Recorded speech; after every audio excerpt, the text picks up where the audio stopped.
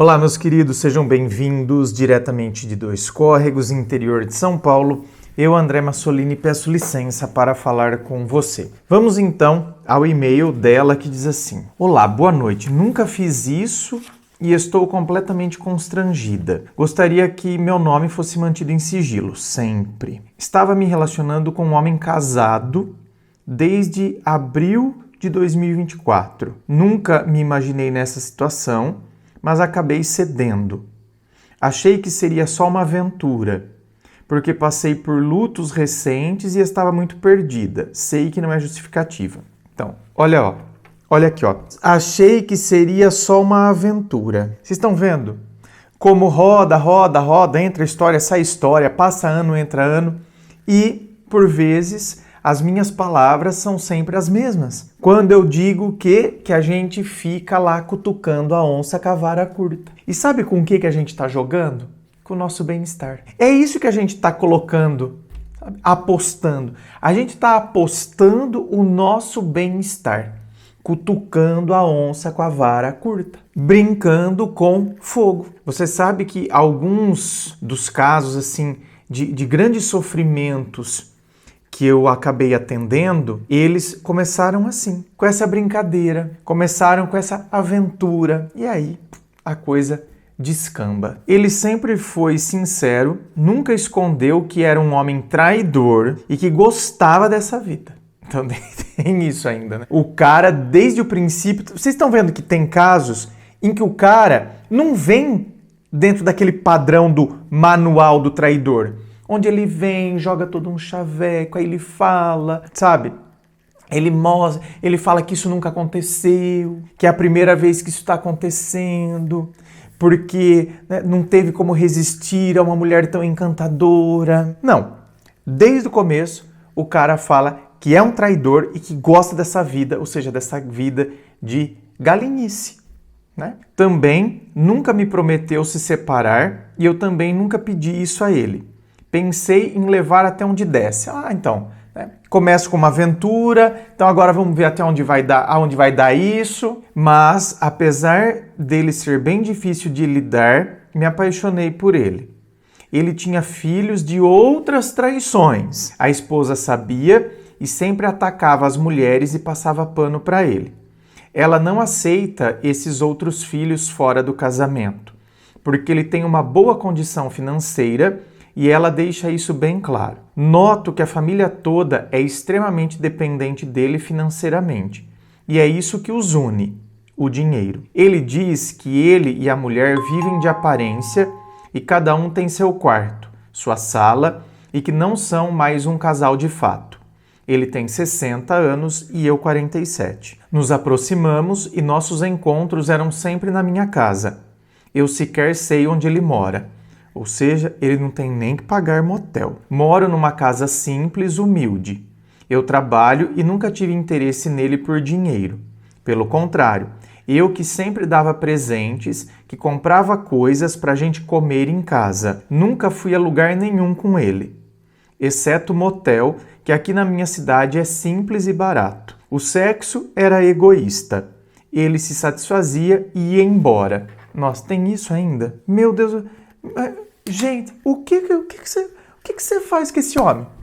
Não, o que faz com que eu esteja com um homem que desde o começo fala que é traidor, nunca fez promessinhas, então, ele veio com aquela lábia e me iludiu. Não, nunca fez isso, nunca. Não, porque o sexo é maravilhoso, ele me leva às alturas. Não, ele é egoísta, ele termina e não quer saber se você, entendeu? Teve prazer, se não teve, o que importa é ele, pega e vai embora. Então, cara, mulher, o que faz com que você esteja... Suas visitas eram sempre rápidas, no máximo 1 hora, assim como o motel. Era sempre 1 hora, no máximo.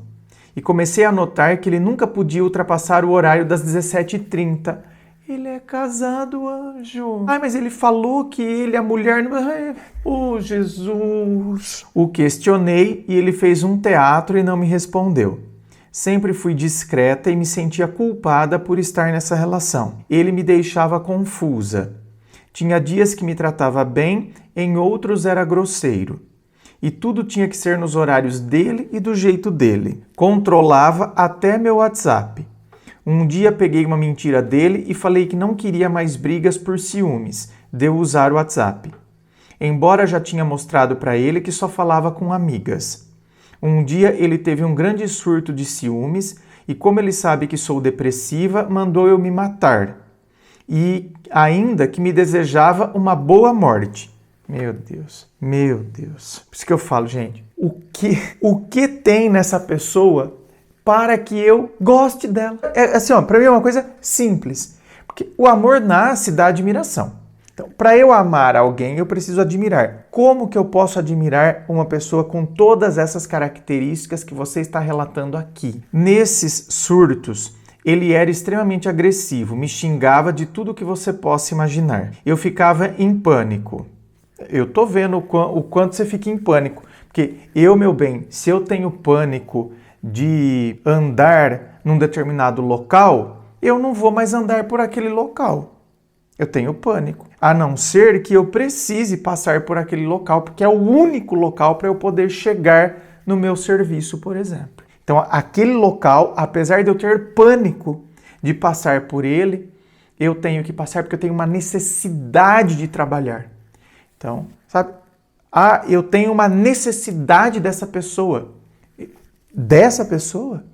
Mas o que essa pessoa acrescenta na minha vida? Então, eu desenvolvi essa necessidade dessa pessoa por qual motivo? É a hora que eu começo, sabe, a mergulhar em mim e buscar respostas. Mas acabei perdoando esse surto maior. Mas sempre notava que ele me tratava como prostituta mesmo eu sendo uma pessoa muito correta e reservada. Não saía, não tinha nenhuma vida social. Ele sim, saía com a família, pagava para todo mundo e ficava me mandando fotos do que estava bebendo, comendo, do local. Enfim, me sentia péssima. E continua. Eu tenho pânico. E continuo. Me sinto péssima. E continuo. Porque eu não tinha o direito de fazer nada. Tenho pânico. Continuo. Me sinto péssima. Continuo. Não tenho o direito de fazer nada. Ou seja, como assim eu não tenho o direito? Porque eu permiti tudo isso. Inclusive, que ele mande na minha vida. E eu, então, assim, o cara manda e eu obedeço. Quem é que está obedecendo? Quem é que está permitindo, portanto, tudo isso? Você. Com o tempo, fui notando que realmente não passava de uma puta barata para ele. Mesmo ele sempre falando que me amava, que eu era o melhor momento do dia dele e essas coisas que eles falam mesmo. Porém, nesta semana, ele teve outro surto, porque a internet da minha casa caiu, por mais ou menos uns 50 minutos. Já pressenti que ia dar problema. Assim que o sinal voltou, expliquei o que aconteceu e deixei meu boa noite, sempre sendo educada, gentil e amável. Na manhã seguinte, fui acordada com a ligação dele aos berros, dizendo que ele não acreditava nisso e que eu estava com outro homem. Ele sempre achava que todo mundo trai. É claro, querida, porque aí tem o mecanismo clássico da projeção. Eu projeto no outro o que eu faço. Então, óbvio, todos os movimentos do outro, eles são analisados a partir dos meus movimentos. Os meus movimentos, eles sempre foram movimentos de traição. Então eu julgo os seus movimentos a partir dos meus movimentos. Eu fiquei em pânico. Fui tentar conversar no WhatsApp e lá tinha mais ofensas. Cansei e mandei áudios explicando tudo o que sentia, porque ele nunca deixou eu falar nada. Ele escreveu: "Não vou ouvir áudio porra nenhuma." Fiquei arrasada, além da falta de respeito, nessa mesma semana, tinha dado a ele um perfume caríssimo, para os meus padrões. E ele falou que já tinha muitos perfumes e não ficou feliz como eu esperava. Vi que eu realmente não significava nada para ele, mandei um áudio terminando com adeus e tudo. E o bloqueei. Porém, agora ele está rondando minha casa. Fica mexendo com minha cachorra, que adorava ele, e me mandando SMS, porém sem pedir desculpas, de fato. Escreveu que talvez ele tenha exagerado. Eu estou resistindo e não respondo e nem vou lá quando ele vem mexer com a cachorra. Mas isso está me incomodando. não sei o que fazer. Me desculpe o texto longo e obrigada por ser essa pessoa tão especial. Muito obrigado, minha querida. Não sei o que fazer. Então, veja bem, é o que eu disse. Eu tenho pânico, mas eu continuo. Ah, então, mas eu não consigo sair disso. Já deu o passo. Ah, então, mas... Então, agora, se eu não consigo mergulhar dentro de mim para chegar em respostas, até porque quando nós estamos no olho do furacão é muito difícil, por que vocês acham que quando uma pessoa ela está claramente sendo maltratada, humilhada por uma outra, ou ela está numa relação tóxica, todo mundo enxerga, menos ela?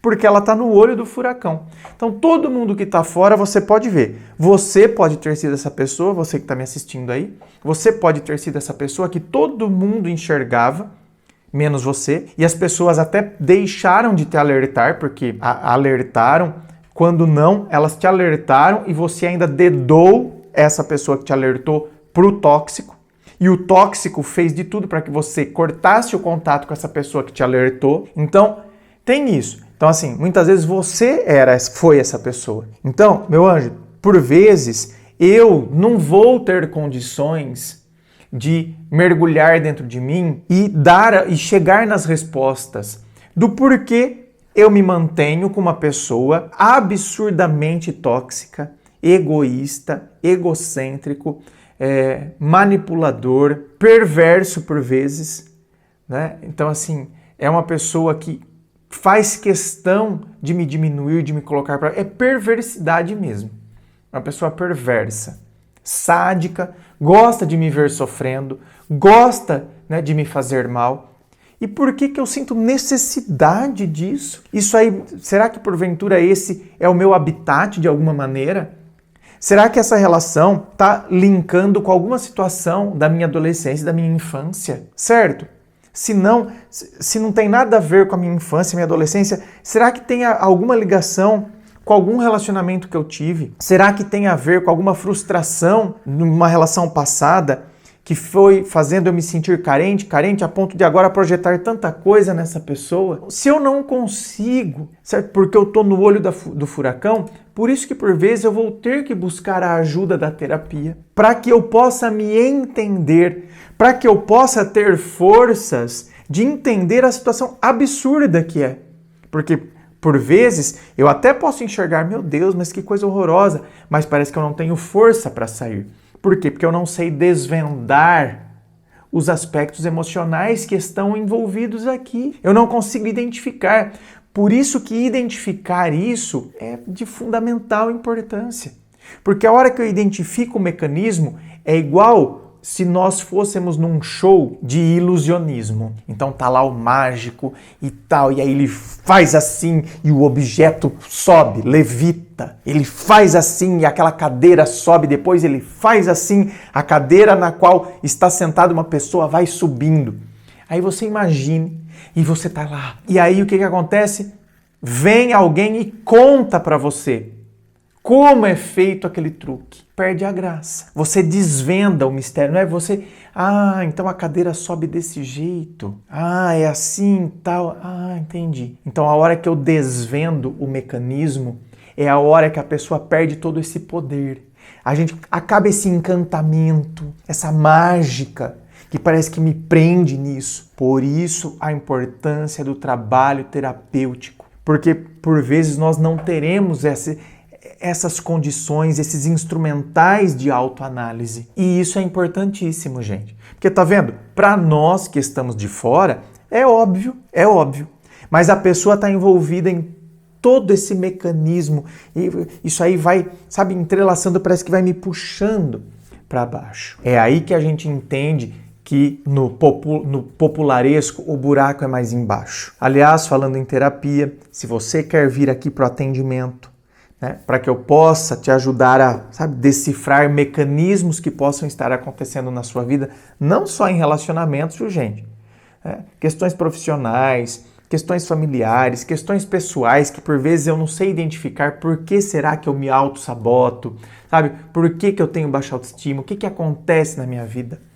Então, acesse o meu site www.andremassolini.com.br. É o meu nome transformado em site. Lá você vai ver todas as opções de atendimento, os valores, tudo certinho. Inscreva-se. Fico aqui aguardando a sua inscrição.